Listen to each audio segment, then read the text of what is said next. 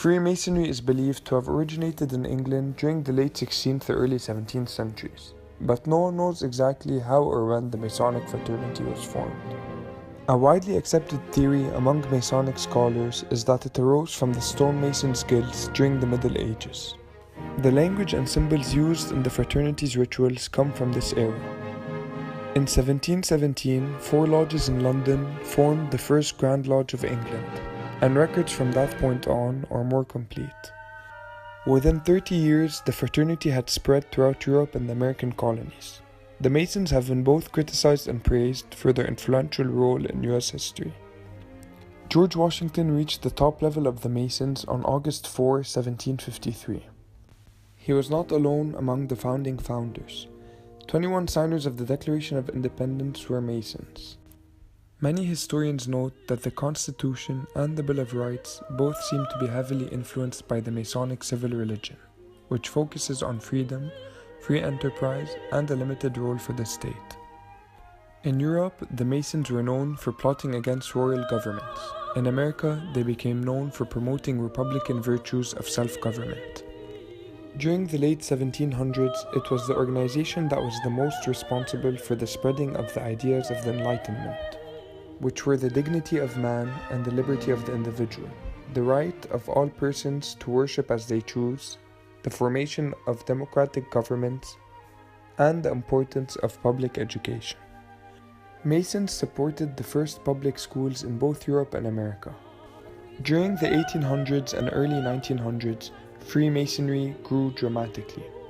At that time, the government had provided no social safety net for the people.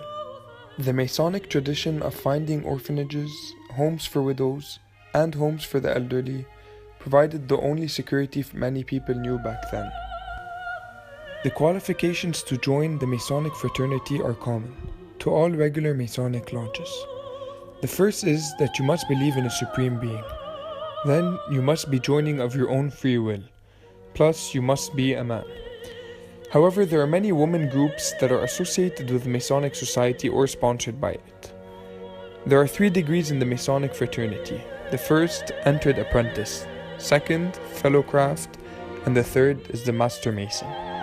There are Masonic organizations where their degrees are in addition to and in no way higher than the Master Mason degree.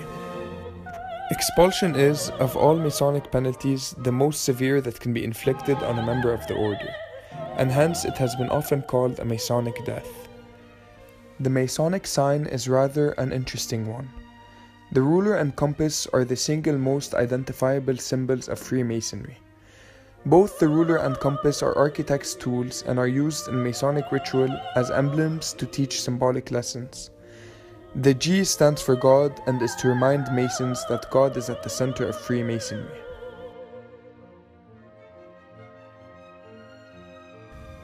The future of the Freemasons is based on the idea proposed by John Locke.